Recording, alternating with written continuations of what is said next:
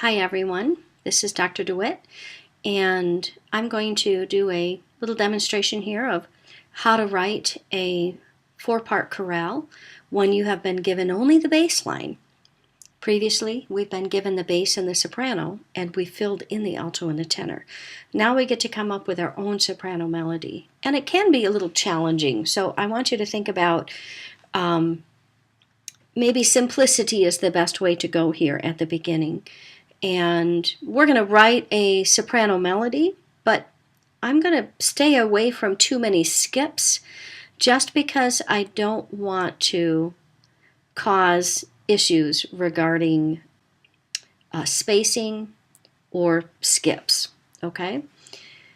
So I'm going to write as simple of a melody as I can. I'm still going to try to have a goal note. And the first thing I need to do is figure out what pitches I need to use in my melody. So here's my bass line.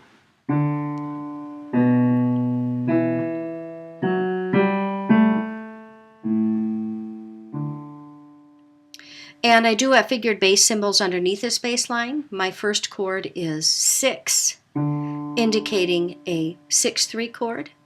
Root position, 6-3. Root position, followed by another root position chord. I am in the key of D major.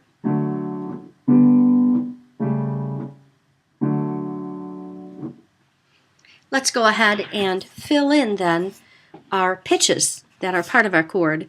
So my first chord is D in the key of D major, and it is a 6-3 chord, meaning that I'm going to have a D in my chord. I'm going to have a third above my bass because 6 is shorthand for 6-3. So I'm going to have a D. I'm going to have a third above D, which is F sharp. And I'm going to have a sixth above D, which is B.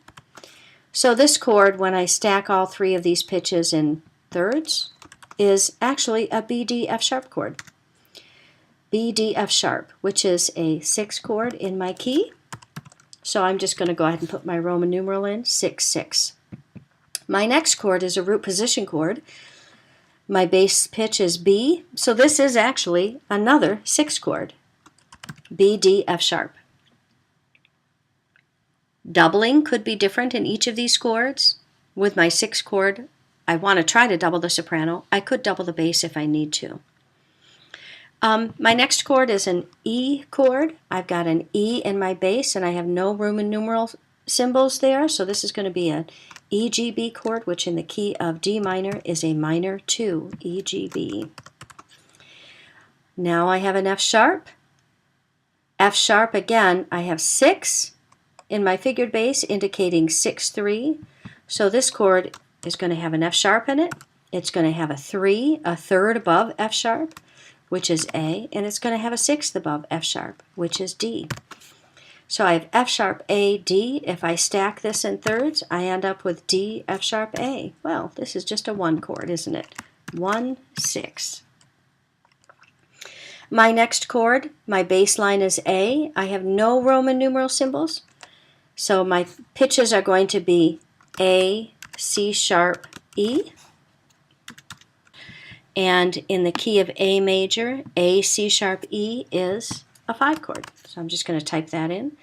My fourth beat is also an A, same chord, another 5 chord. My final chord is D, and in root position, D, F sharp, A is my 1 chord. There we go. So a 6-6 to a 6, a 6-6 to a 6, to a 2 chord, to a 1-6, to a 5, to another 5, and then back to 1 again. That's the basic sound of what we're going to be having. Now we need to write a soprano melody to go along with it. And I have to tell you, when I write my soprano melody, I may or may not keep it. I may decide to change it to get a more satisfying part writing. So let's go ahead and see what we can come up with. How about we start on B? Let me come over here, move to layer 1. Come back to speedy entry B. And I'm going to go ahead and keep my B. And now I need in my soprano melody E, G, or B. I've had lots of B's. What if I go to G? And then let's go to A.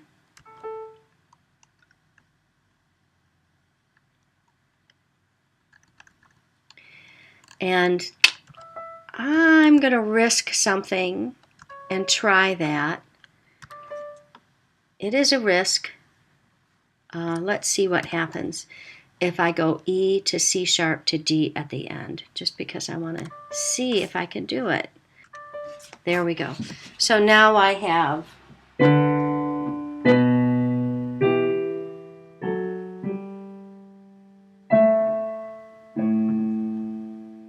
and I'm just going to make sure I don't have any parallels or that's an octave, but I move to a third. So we're okay. G is a passing tone in my bass. Okay. I have hidden octaves at the end, but you can have hidden octaves in the outside voices when one voice moves stepwise. And I have the stepwise motion here. I think it compensates for it. I don't really want to come down. I don't want to stay on A, and I don't want to come down. So I think we're going to go ahead and keep that. I suppose I could go in eighth notes here to C sharp, and then to E, and then to D. Have parallel thirds here. Maybe I will do that. That might be a more satisfying solution.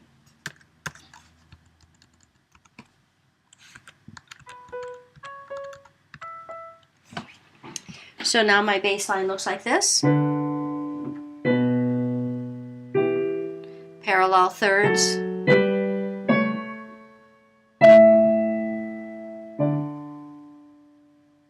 And my soprano melody.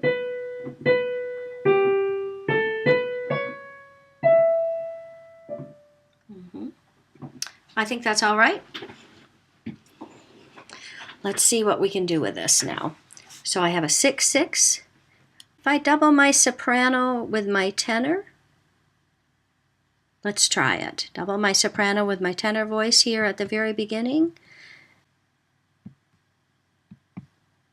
Now we're going to move to the alto voice. I have two B's, I have a D, I need an F sharp. So that has to have F sharp in it. All right, and now I can freely exchange voices because I'm moving from a 6/6 to a root position 6 chord. I've already got two B's. I need a D and an F sharp. So let's go ahead and keep the F sharp here, but our tenor voice will need to move up to D. So we're coming to an F sharp there, and then our tenor voice is going to jump up, not jump up, but skip up from B to D. Let's try that.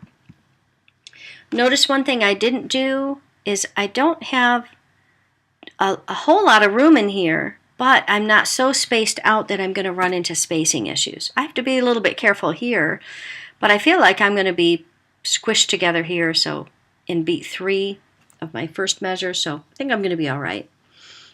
Now I have an E and a G. I need another E and I need a B. And I am moving from a 6 to a 2. That's two chords whose roots are a fifth apart. So I'm going to want to try to keep the common tone. The common tone is B. Well, I can't keep the common tone because B is in my soprano and I've just moved my soprano down to G. So I'm not keeping the common tone, so now I'm going to go to stylistic practice number 2, which says when you can't keep the common tone or when you choose not to keep the common tone, move the upper 3 voices in similar motion. So let's go ahead and do that. And our tenor voice is going to come down to B. There go my dogs. We're going to have to ignore them. My alto voice will come down to E.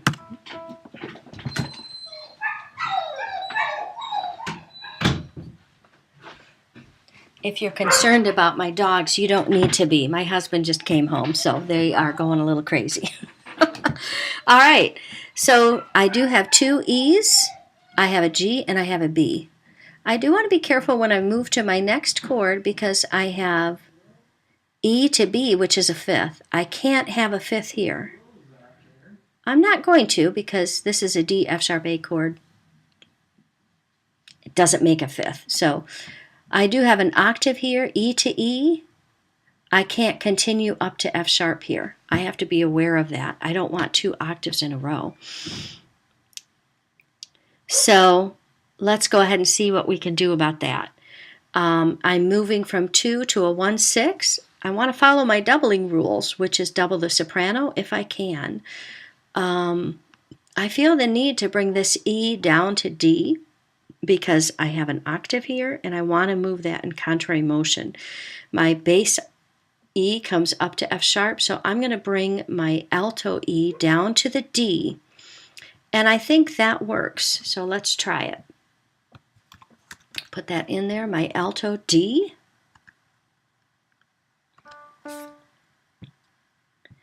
And then my soprano or my tenor voice will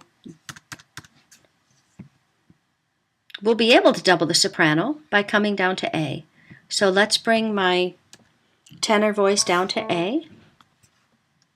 I sort of want to be careful with my tenor voice because I'm on A's already, but I could double my tenor here with my 5 chord, and I think that would be very satisfactory.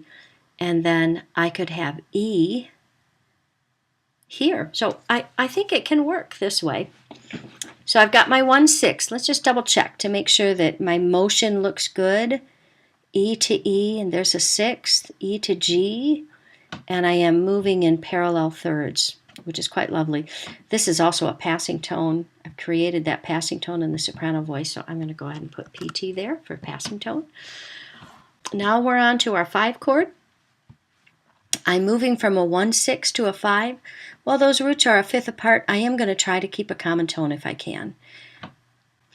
That would be in my tenor voice. So let's see what happens if I keep that in my tenor voice.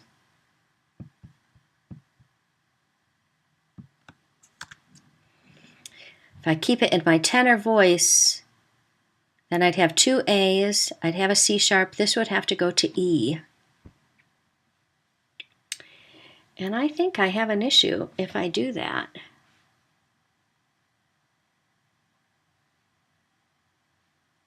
I do. I definitely have an issue. If I keep my tenor voice on A and I move to E here, because my passing tone from G to D creates a fifth, and I can't move a fifth here. So I have to be careful about this D. I cannot go to E, otherwise I'd have parallel fifths from the G to the A and the D to the E. And you kind of have to follow first species rules, and the notes right next to each other cannot create parallelism, so at least parallel perfect intervals. So my alto cannot go to E. If I go to the nearest chord tone, I'm going to have to go up to A, that's a fourth, or I'm going to have to go down to C sharp. Well, I hope red flags are jumping around in your head right now by saying going down to C sharp, because C sharp is the leading tone. I don't want to double it. So I don't think I have a choice here. I'm going to have to jump up a fifth. It's a fifth. I'm going to have to go all the way up to A here in my alto voice. I don't create an overlap if I do that, so I think I'm all right. What that means is that my tenor voice also has to leap up, and it has to leap all the way up to E, and then I would have 2 roots, a third, and a fifth. So I'd have 2 leaps of a fifth here, D to A in my alto and A to E in my other voice. Now does that create issues? A to D is a fourth. I can have parallel fourths. I think that's okay. Let's write it and then double check it, make sure we're good to go. Leap up to A. In my tenor voice, I've just leapt up, it's fine. I have a third here, I have a second here, and I have a fifth there. bass to tenor. A to D is a fourth. E to A is a fourth. That's all right. A to A is an octave. A to B is a ninth. E to C sharp is a sixth. We're okay there. And we've already checked this. F sharp to A is a third. These are all parallel thirds here. So I'm not seeing any issues. We've gotten rid of our parallel fifths that we would have created had we moved up to E. I basically followed the rule that if you can't keep the common tone, which would have been the A, which I couldn't keep because my soprano moved, move in similar motion. I'm supposed to move to the nearest chord tone. I skipped over E because of this passing tone. If this passing tone weren't here, I could have just gone to the E. So because I skipped in this voice, I also had to skip in this voice, which can work. And now we have two roots, a third, and a fifth. My next chord is another A chord. I can freely exchange voices, and I'm probably going to need to because my soprano has moved. Remember, I moved my soprano. So if I go to A and I keep the A and just exchange my E and my C sharp sharp's on E, my E can go to C sharp in my tenor voice. Let's do that. And then my A is going to stay the same in my alto voice.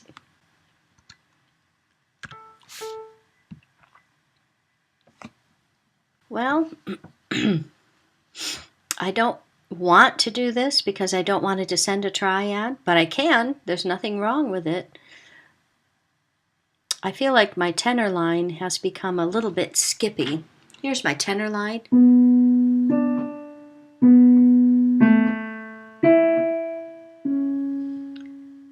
And I want to go up to D and end up with a tripled root. But I don't think I'm going to. Instead, I'm going to follow these voices move in similar motion. So let's go ahead and move my alto voice down to F sharp. I'm going to move in similar motion because A, C sharp, E is a fifth. And then I move to a D chord. That's two chords whose roots are fifth apart. I should keep the common tone, but I don't because the soprano has moved down to D. So I'm going to need to move my other voice, my alto voice, in similar motion to the soprano. So that means that my tenor is going to be just a little bit skippy.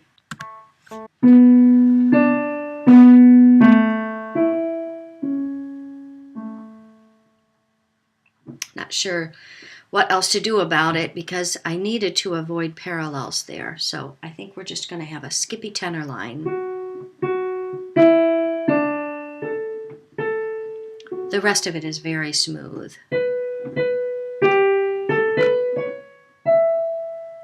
I suppose if I wanted to, I could change my soprano line, have C sharp, D, and then this could stay on E in my tenor voice, but I kind of like the goal note where it is in the soprano melody, so I'm going to just keep that. And when I put those together,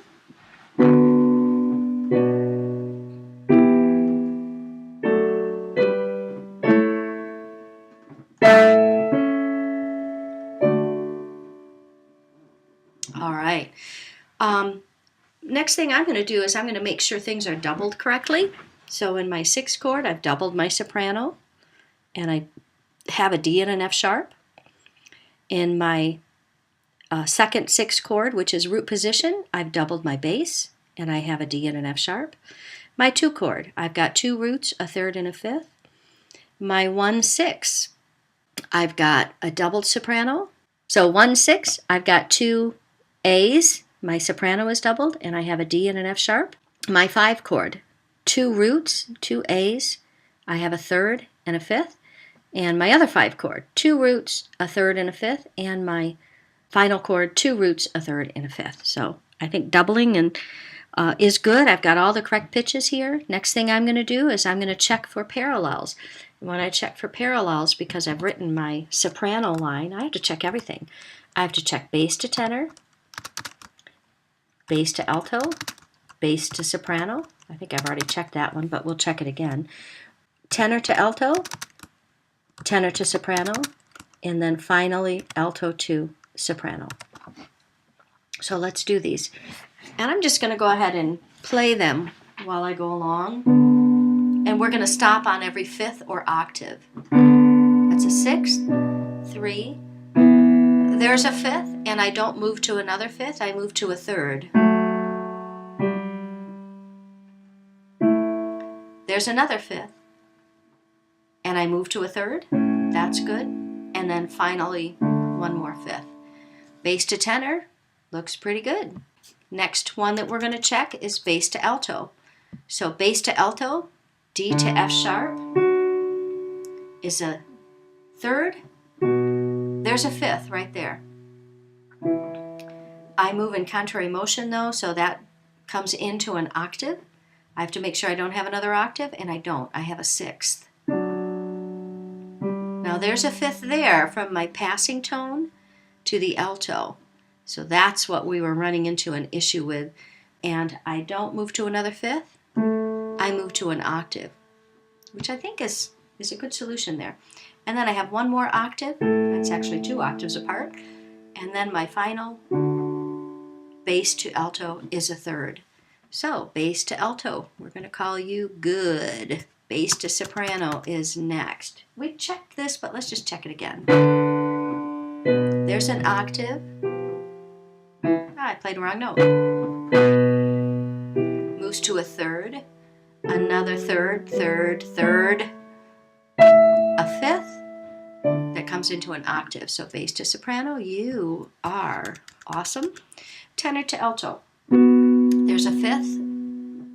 I don't move to another fifth. I move to a third, fourth, fourth, fourth, sixth, and another six. We've got some parallelism there, several fourths in a row, but there's nothing wrong with that. That's okay.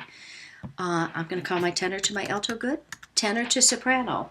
An octave, followed by a sixth, followed by a sixth. Here's an octave.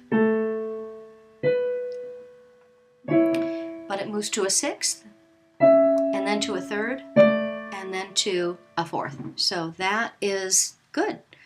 And alto to soprano, I hope you can just look. I hope you can just look and look for fifths. There's a fifth. I can't have another fifth, and I don't. I have a sixth followed by a third. There's a fifth, and I can't have another fifth. Okay, so I think we're good. You may find that if you run into issues, your soprano line may need to be changed, and it's okay to change it. Don't treat your soprano line like a cantus firmus, okay? It's all right to change it a little bit. And I guess the other thing I want to mention is follow the guidelines, follow the stylistic practices, and be careful around the first inversion and the second inversion chords. You may need to make some adjustments here and there. That's all I have for you. Thank you so much for watching this video.